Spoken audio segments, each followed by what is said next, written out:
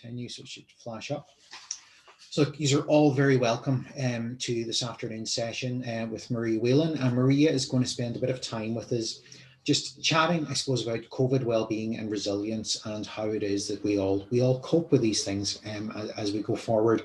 Like, Maria is a cognitive behavioral therapist and a wellbeing facilitator, and is very well versed in guiding individuals and groups through challenges and through difficulties that we may have. And I suppose we all find, as we're emerging from this lockdown period, that there's any amount of concerns that we would have as individuals or for our families or for our community. And I suppose today hopefully will help us to develop strategies around coping with those sort of things. So look, we'll get Maria to come in now in a second and take over this computer, and I'll sit in the corner and close my eyes and listen with you.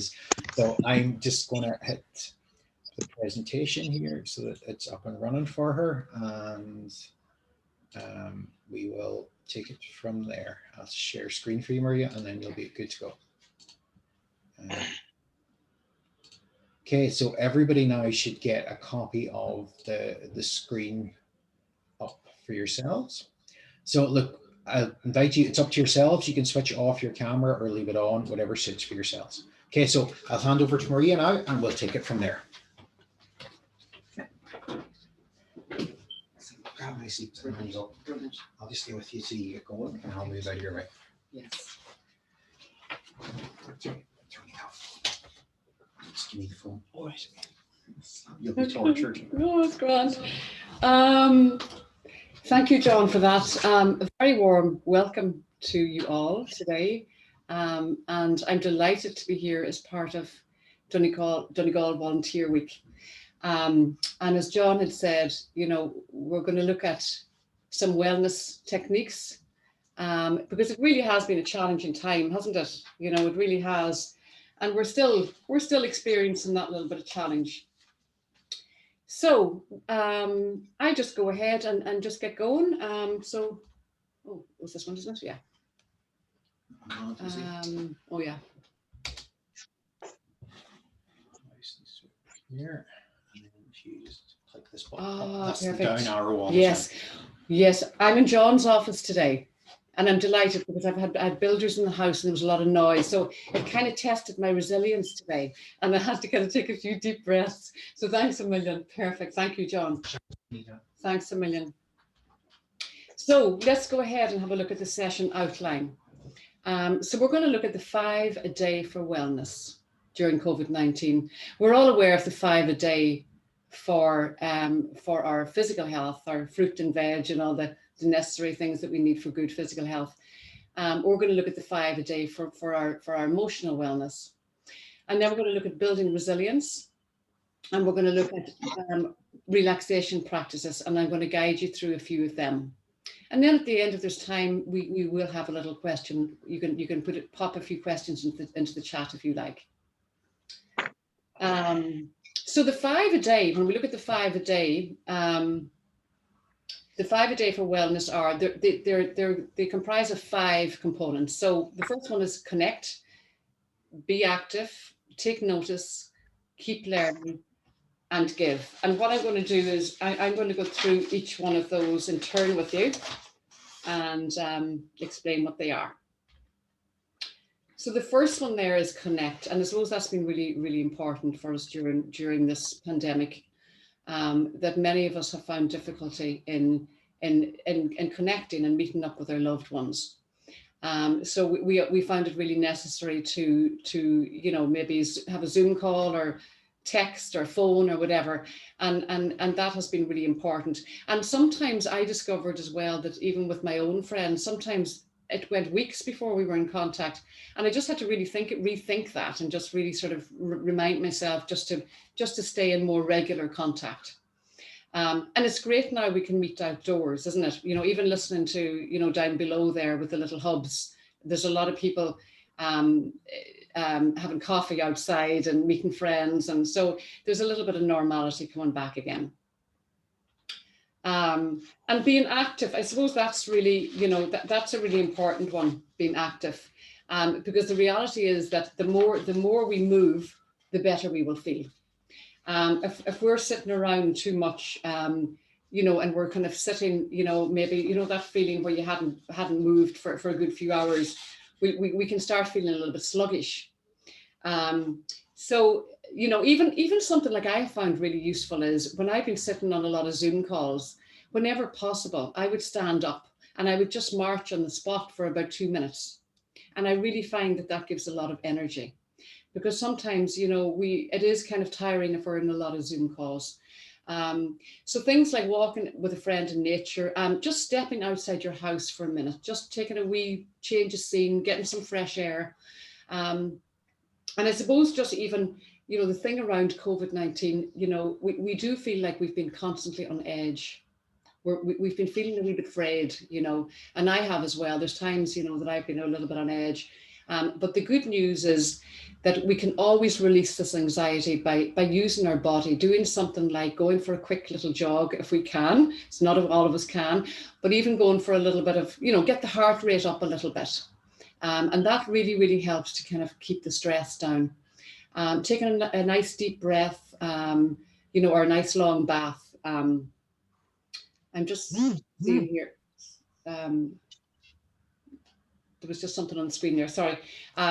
So there are things that we can do. And you know what? Research also has found that the majority of people used exercise as a way of coping during the pandemic. And walking in nature has so many benefits. It increases, or even if it's not in nature, like taking a walk outside for about 5 minutes, it just quite simply clears the mind. And it really helps with concentration. It can help us to think more clearly. So also, I suppose, most importantly, it gives us a really nice distraction from stress. And then the third one there, take notice. And I suppose just it's about noticing how you're feeling as well. Notice the world around you, the people you're with, the flowers, the smells, the sounds. When we do things like that, it just brings us out of that worrying mind. Because sometimes when we're in the worrying mind, we're worrying about the past, or we're worrying about the future. We're thinking, or maybe we're sort of regretting things about the past, or we're worrying too much about the future. So the importance of taking notice and being aware of those stress levels are really, really important. And some of the signs of those could be that maybe you're not sleeping that well, or you could be feeling a little bit irritable. It's like that feeling like, our patience is all used up. They can be one of the signs. And it's exactly at that time that we need to take action and small changes to reduce the stress and to take control of it instead of letting it control us. So that's probably one of the most important ones. It's to really monitor how you're feeling. And then our thoughts, that has a huge impact as well. Our thinking and our thoughts can affect our body. They can make us feel tense. So for example, like today, I did feel like the builders were making a lot of noise, and I was starting to feel a bit tense. I could feel it in my shoulders. I was thinking, oh gosh, what ifs? What if I can't make it for this? And then my internet wasn't working, and I had to kind of just take a deep breath and just sort of tap into my resilience, and it all worked out in the end anyway. So the thing is that we're not always aware of the link between our thinking and our mood, but it does have a huge correlation. It really affects how we feel. It affects what we do, and it affects how we interact with others. So if we're feeling, if we have a lot of negative thoughts, and if we're worrying, and if we're thinking like, the what ifs, what if this happens, or what if this doesn't happen, we might be inclined to kind of not go out that day. So then we're not socializing. So it does have an impact on how we interact with others. We also have 70 thoughts a day, which is like a lot, isn't it? It's a very busy mind. And we are wired towards negative thoughts. But the good news is that we can change the way we think into more realistic ways of thinking. And we're going to have a look at those now. So again, it's about taking notice of your thinking. What are you actually worried about? It's about trying to catch those thoughts before they sort of take over, and trying to stop the cycle. It's almost like it becomes I would describe it a bit like the washing machine, even for myself sometimes, when I start ruminating and worrying about things, worry, going round and round. And then I just have to kind of, sometimes I find it helpful to write it out, just to write out what exactly is worrying me. And what is the thing that's most worrying me? And then asking myself, what can I do about this? So it's really about questioning those thoughts. What evidence do you have that the thoughts are true? And, even thinking like, how would your best friend view this situation? Would they view it in the same way as you do? So it's really about looking at that and remembering that thoughts are not facts and you are not your thoughts, because sometimes it does feel like that. And then we need to challenge them and change them into more thinkful and more helpful thoughts. So really it's about reflecting on your thinking and just consider how it's impacting your well-being, because it really does, it really can. Another approach to our thinking as well is to take a mindful approach, just even taking notice. And again, it's about don't let them run off and take off, and mindfulness really is about bringing us back into the present moment. And in the present moment, we don't have the worry and stress. If we're living in the past, we're thinking about the what ifs or if onlys. When we're living in the future, we're thinking about the what ifs. In the moment, it's just you and you're just being and everything's okay. And you might find things like if you get lost in the flow of something that you really enjoy doing, it could be crocheting or knitting or playing with the children or the grandchildren. When you get into that flow and you lose the sense of time, that's like being in the present. And that's really good for the mind. And just, I think this is a component of mindfulness as well. And it's about that kind of, the idea of having self-compassion for yourself. And just remembering you're not alone in your experience of having negative thought patterns, because we all have them. I have them, I have to challenge them. So next time you spot yourself having self-critical thoughts, just pause and think for a moment about, how many other hundreds, thousands of millions of people have the same thoughts as you do. For example, I might think, why did I have to eat that digestive biscuit last night? Or 3 of them, and I start giving out to myself, I shouldn't be doing this. And, so you're not alone in that. But just maybe having a little bit of compassion for yourself and maybe telling yourself it's okay to have a few chocolate biscuits, as long as I'm not eating the whole packet every night, then that's a problem. So it's about really having that compassion. And then I suppose just keep learning. Keep learning is the one. And, it's not about, doing anything academic. It's just really about engaging maybe in a new hobby. It could be something, even restarting something that you've stopped doing. Maybe you realize that I haven't actually, I've stopped doing those things I enjoy doing, and just really starting them again. And learning about yourself as well, and learning about what makes you happy, what makes you relaxed, and what makes you stressed, and what makes you upset. And it's about really looking at when you're aware of what makes you happy, it's about doing more of those things. And when you're aware of what makes you upset, it's about really realizing then, or thinking about, what can I do about this? I can sit and I can I can have a bath and I can talk to a friend about it, and just really mind myself. And then there's the 5th one there, the final one, is to give. And when we give our time to things that matter to us. For example, helping to support a friend, or even sending a little text message to say, how are you doing today, or whatever.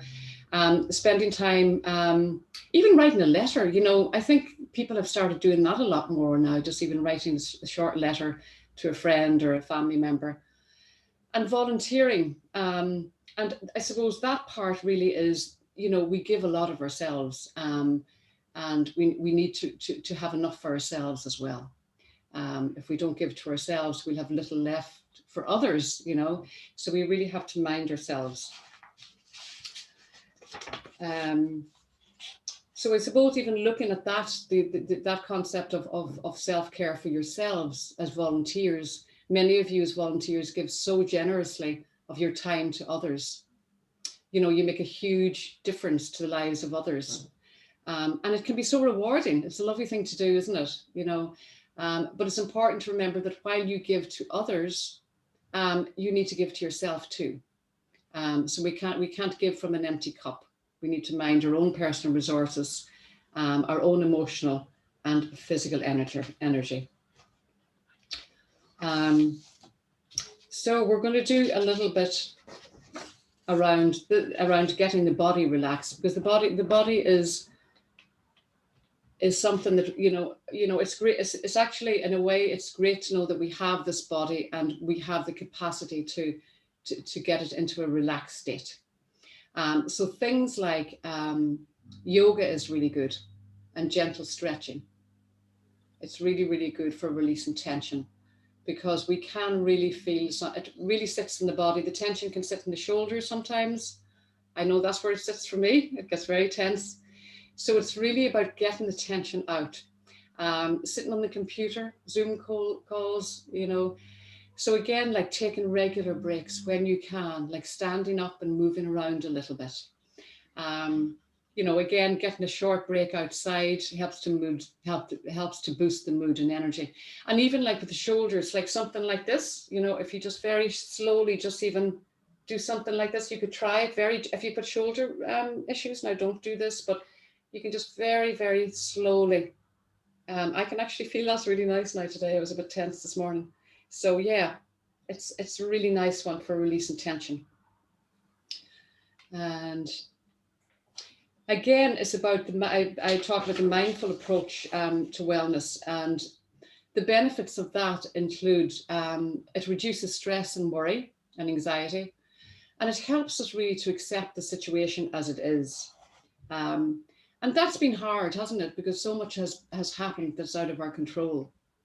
And, you know, sometimes when we just sort of maybe surrender to that a little bit and just sort of, you know, come to that understanding that, you know, it is out of our control, but there's a lot of other things that are in our control. You know, we can still do the social distancing, we can still wash our hands and have the mask on. Getting sleep as well is really important, and mindfulness really helps with sleep. And it helps us to feel more connected with others, because when we're feeling relaxed, we feel like connecting more with others. So basically it improves the quality of life and just helps to cope. And I find I do quite a bit of that mindfulness. I do 1 or 2 practices a day, and I do find that it really does help. So people might ask then, what is mindfulness? And this man called Jon Kabat-Zinn, he is one of the founders of mindfulness-based rest reduction. And it's about paying attention on purpose in the present moment, non-judgmentally. And that's a big one, isn't it? Because sometimes we sort of get a little bit judgmental about ourselves, and we start judging ourselves. And just being mindful of that inner critical voice, because that's there. Sometimes it can be there quite a bit. Sometimes we can hear it more times than others. And sometimes it's there, it's in the background, it's playing away. But we need to catch that critical voice and try and just tune into that compassionate voice. So accepting, again, the things that we cannot change. And that's the one, isn't it? Because we've made so many plans. I mean, you know, I just remember I made 2 or 3 plans for holidays in the past 2 years and had to cancel every one of them. So at the moment I'm thinking like, it is what it is. That's our reality. And it's about accepting that. Okay, so the next part of this is about resilience. So when I think about resilience myself, I just think it's about really that bounce back, how we can bounce back in times of change. And I suppose even just to explain there what it is, it's the ability to persevere and adapt when faced with adversity or challenges in life. And I suppose really, you know, we have all, you know, been faced with that in the past 1.5 years. So when we are resilient, we're better able to bounce back from difficult life events.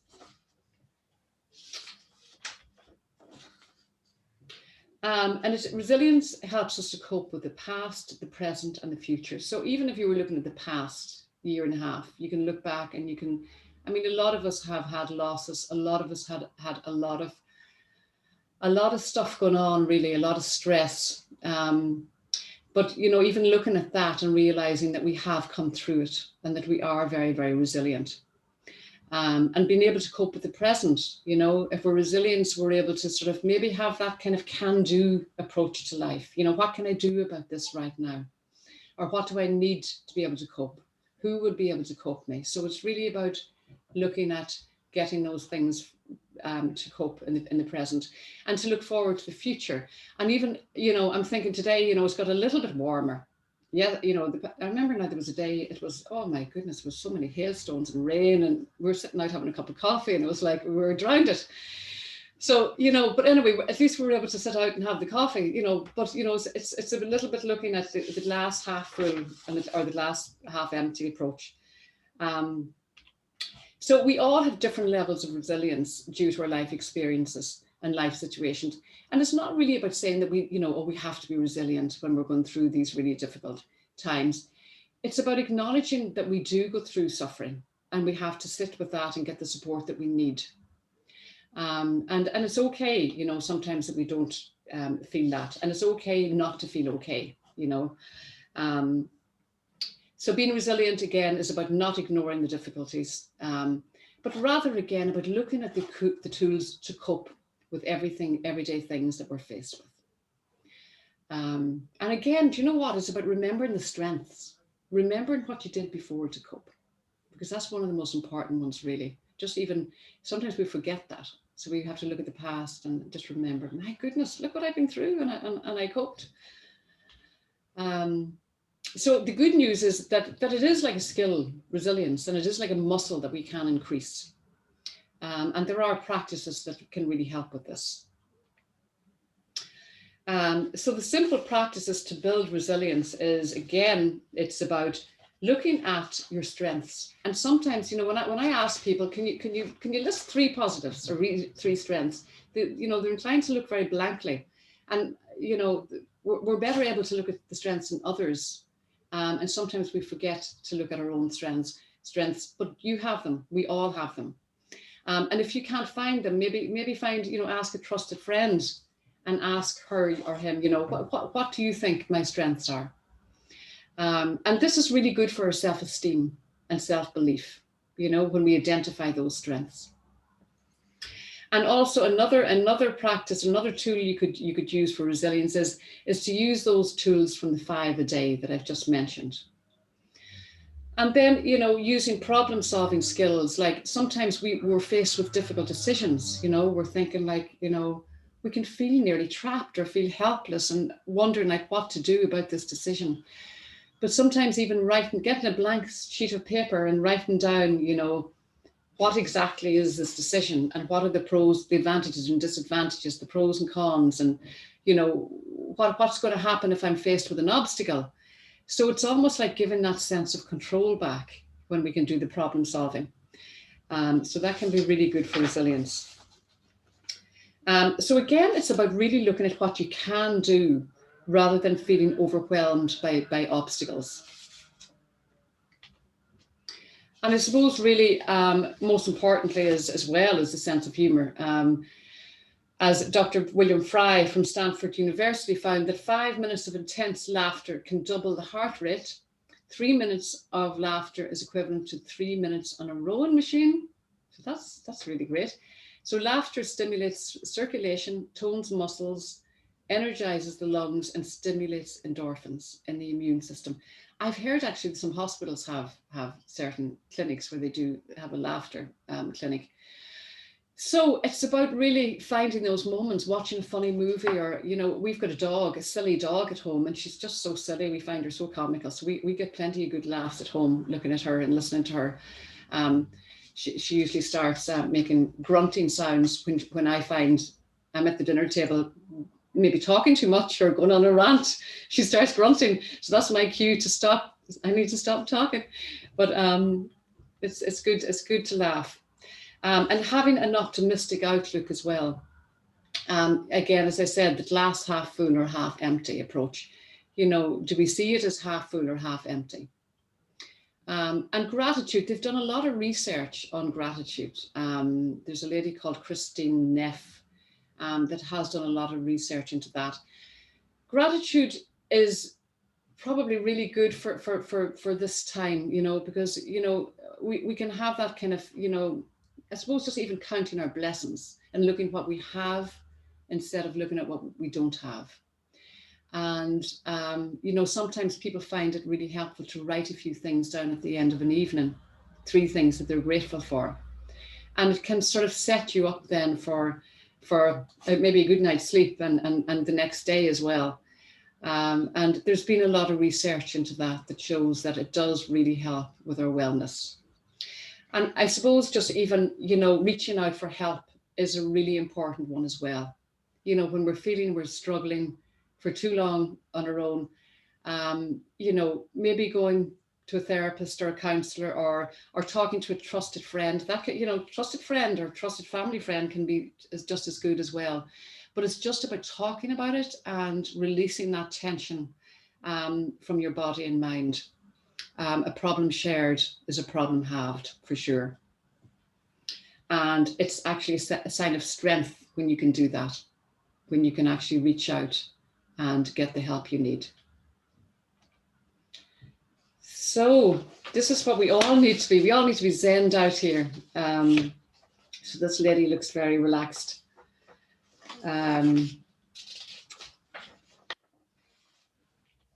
So I'm just going to go through some of these mindfulness practices. We just have a few techniques here I'm going to go through. And I'm going to start off. So get nice and comfortable, sit back and get nice and comfortable. And we're going to start off with a breathing meditation.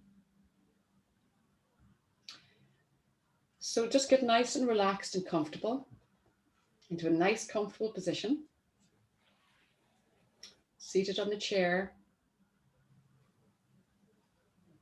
Keep your back upright, but not too tight. And just feel or imagine that your shoulders are sort of drawing down and away from you. Just letting them go. Hands resting wherever they're comfortable. Maybe tongue on the roof of your mouth or wherever it's comfortable. And just noticing your body.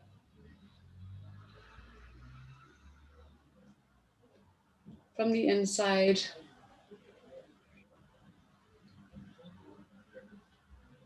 And then noticing the shape of your body. The weight and the touch. And just let yourself relax and become curious about your body, seated here.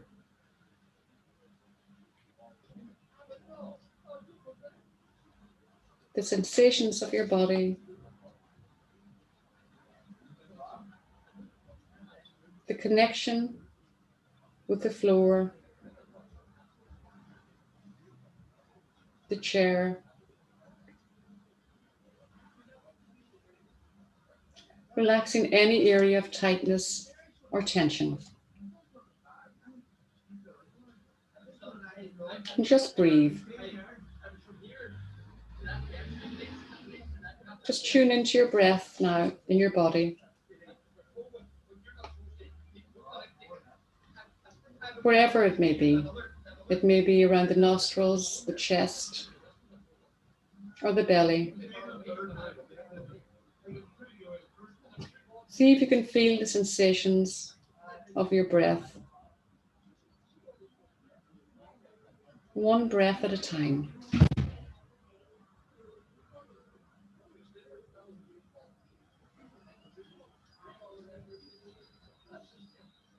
When one breath ends, the next breath begins.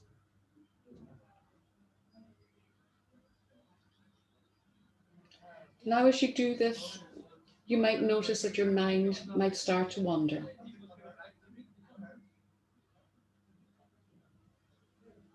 You might start thinking about other things. If this happens, this is not a problem. It's very natural. Just notice that your mind has wandered. You can say softly into yourself, just say thinking or wandering in your head softly. And then just very gently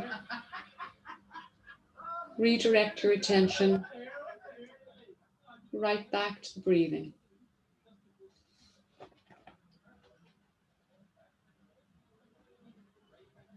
Just noticing your own in-breath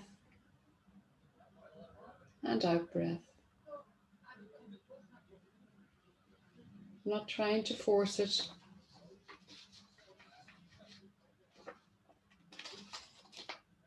Just gently letting the breath breathe itself.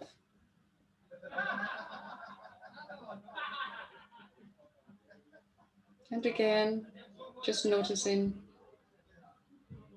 from time to time you may get lost in thought.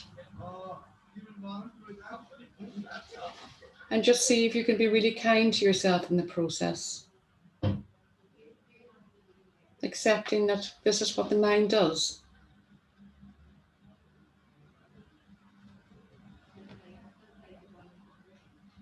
And once again, you can notice your body seated here, letting yourself relax even more deeply.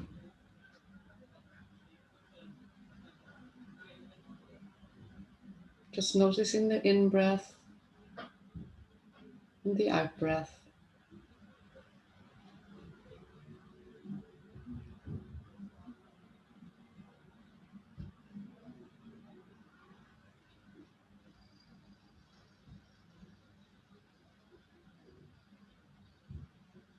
And then offer yourself some appreciation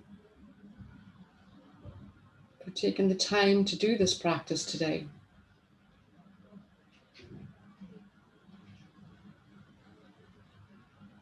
And whatever that means to you.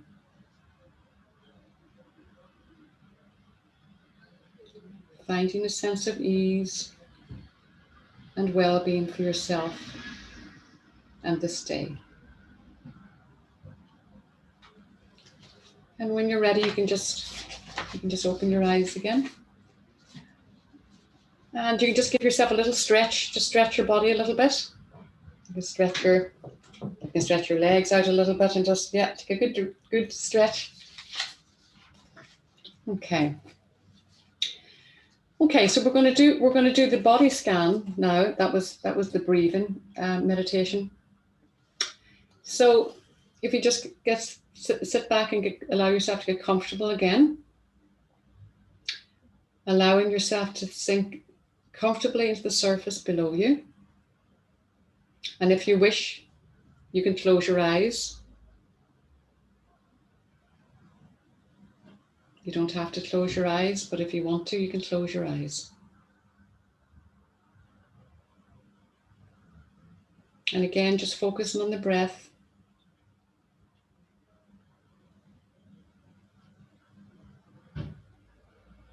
And now just focus on how your clothes feel against your skin. The contours of the surface on which your body is resting. Now allowing all your attention to focus on your feet.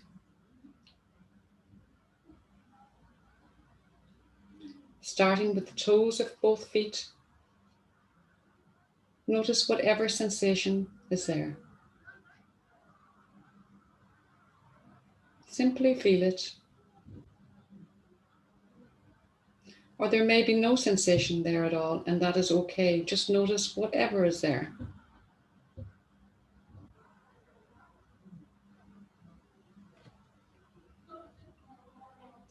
Now move your attention to the top of your feet. The soles of your feet. Your ankles. Your lower legs. Your knees. And your thighs. the belly, chest, your lower back, middle back, and your upper back. Now turn your attention to your hands, the fingers of both hands, the tips of the fingers, the palms, the back of the hands, and your wrists.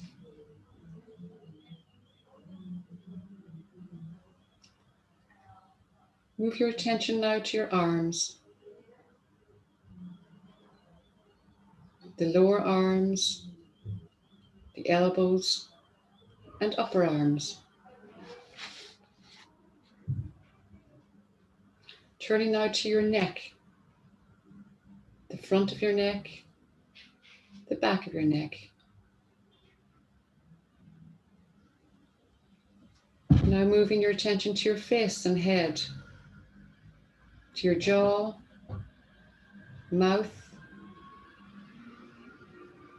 nose, the tip of your nose, the bridge of your nose, your cheeks, ears, eyes, eyelashes, eyebrows. Now focus on your forehead,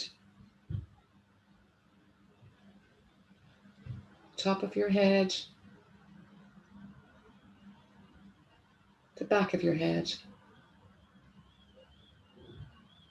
Now focus on the right side of your body, from the top of your head all the way down to the sole of your right foot.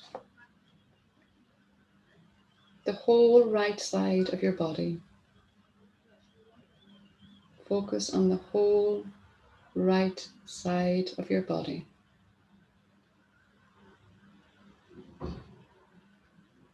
Now focus on the left side of your body. From the top of your head, all the way down, down to the sole of your left foot. The whole left side of your body. Focus on the whole left side of your body.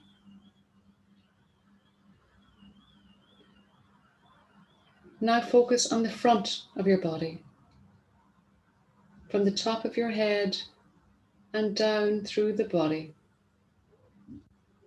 Down, right down, down to the soles of both feet. The whole front of the body. Focus on the whole front of the body.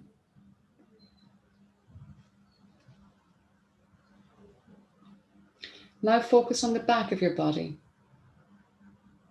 from the top of your head and down through the body, down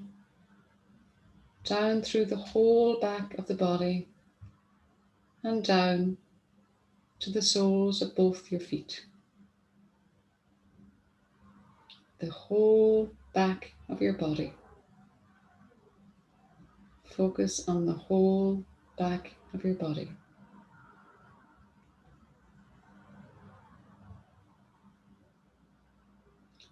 Finally, focus now again on your breathing.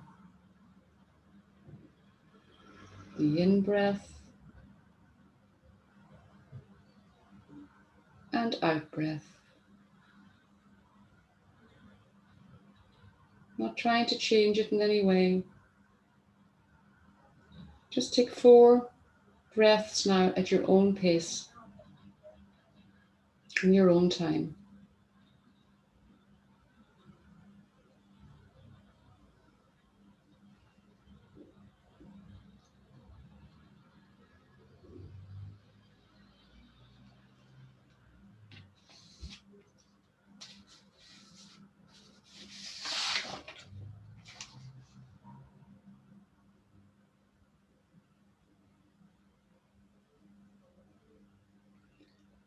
And when you're ready, you can just slowly open your eyes and just give yourself a little stretch again.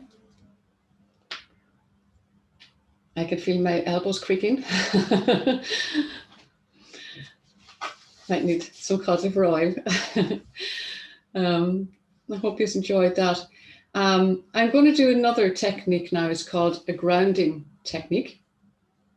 And it's called the 5, 4, 3, 2, 1 technique.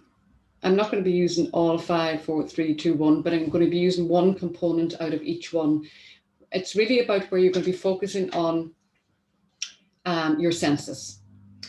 So just right now, even if you were to look at your sense of seeing, so just have a look around your room and just see if you can see anything there that you would like to focus on for a minute. And just really, look at this thing as if it's the first time that you've ever seen it. Notice every detail, pattern. It could be something on the ceiling or the wall or wherever. Noticing how the light reflects off the surface. Just really studying it.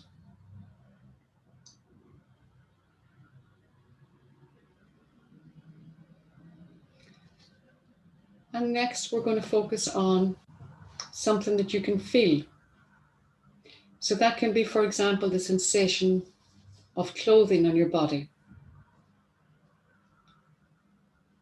or the feeling of the chair you're sitting in.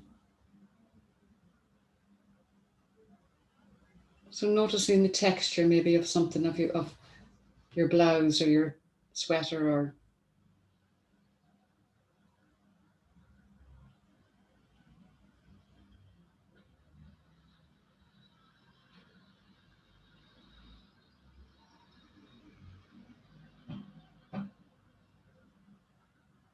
and now looking at your sense of hearing. So now just even really try to concentrate and notice if you can hear any sounds maybe inside your room at the moment.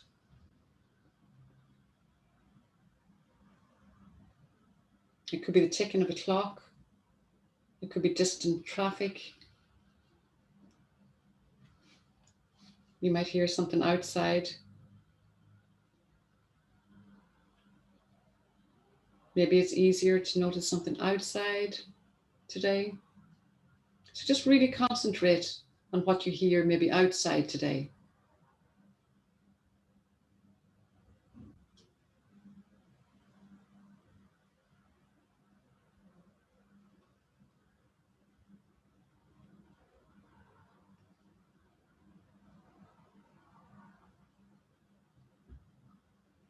And then the next one is what do you notice? What can you smell? It could be air freshener. It could be the scent of candle or flowers.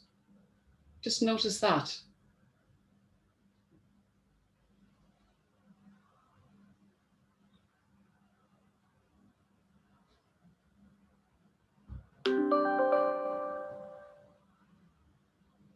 And maybe you don't smell anything at all, and that's okay.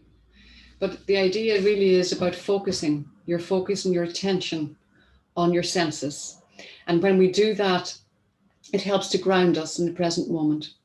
And this can be really helpful as well when we're out walking, and if we're feeling like, oh, I don't want to go out today, I can't really face it, I just feel a bit kind of self-conscious or whatever. Sometimes you can just sort of maybe just walk tall, keep your head up and just really focus on what's around you. You could look at how many cars are red today, or how many cars are green, or what am I hearing, or what color is the sky today. So it can be really, really grounding in many situations, even when we're in the shop as well. Sometimes these things can be stressful for people. So it's really about, tuning into maybe what are you hearing in the shop, or, so it takes us out of that kind of worry mind.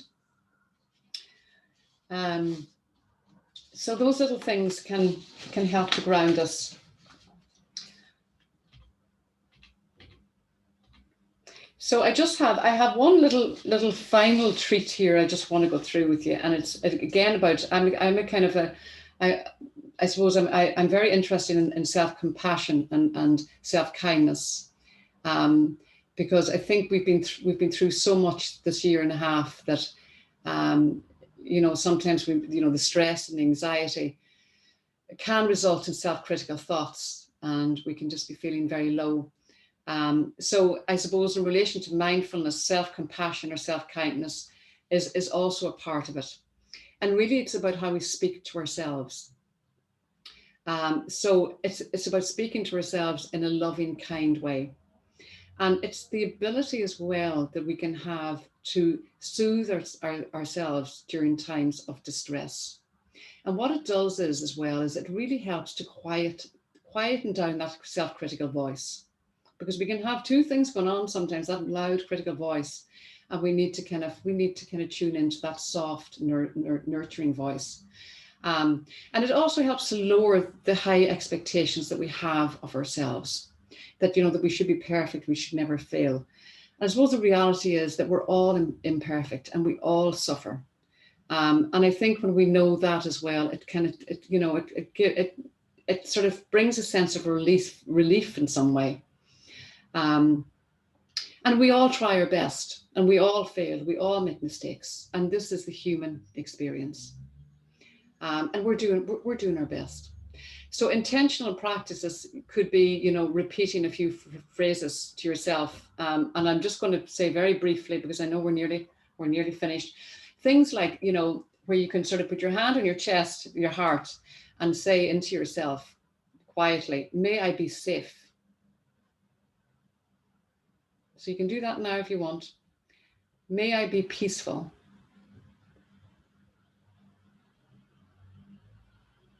"May I be kind to myself."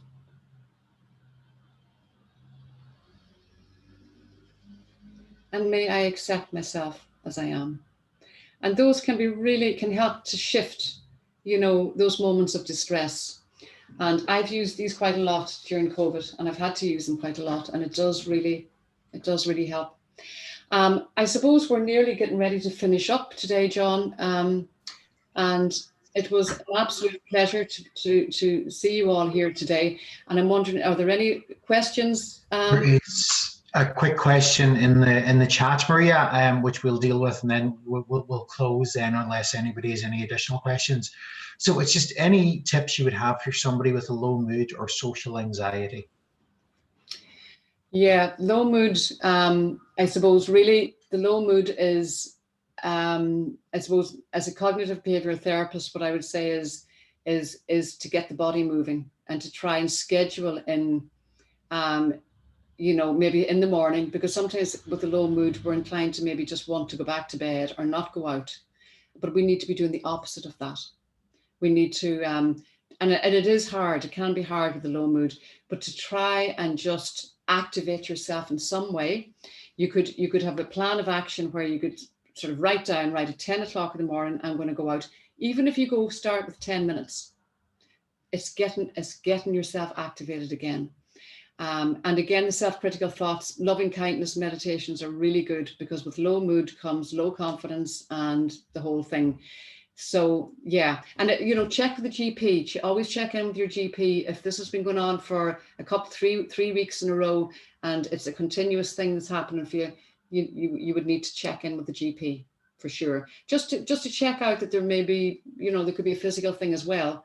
And once you've done that, you can get support. There's a lot of support out there as well in terms of counselling and therapy, but the main thing is to get help, to seek help for it. Okay, thank you very much for that, Maria. And yeah, I've really enjoyed. I don't want to be saying too much. I'm kind of chilled out now, so it's not like a normal work lunch at all. So no, look, thank you very much for coming along and joining us for the hour today. And hopefully people have got that kind of sense of relaxation and the importance that there is to kind of just take care of yourself and take that little bit of time to just focus on things that are important to you and the sensations and the things that are around us. So like we said, everybody will get a recording of this to look at in their own time again. And we hope it's something that, you'll get benefit from and you'll be able to use. We have a number of other sessions coming up over the week. So we have, we're launching a history booklet tonight. We're doing stuff around bees and bacon and things about storytelling and all sorts of different things. So, you know, take a look at our website or the email that you would have received out. And if there's anything else that grabs your fancy, register and we'll get the links out to you. So Maria, look, I'll leave the last word to you, but thank you very much. It was a pleasure, and thanks so much. It was great to be a part of this Donegal Volunteer Week, and always a pleasure to do these talks. So just take good care of yourself, everyone. And I suppose in relation to the social anxiety question, just try, and I suppose the thing is the main thing with social anxiety is we were trying to avoid things. So it's trying to take steps towards getting back out slowly and surely. So thanks so much, everyone. Take care.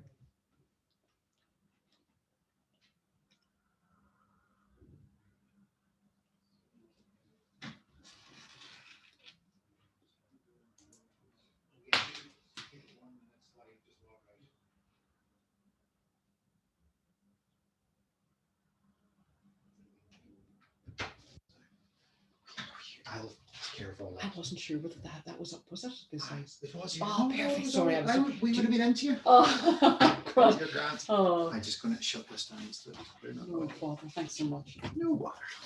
Good.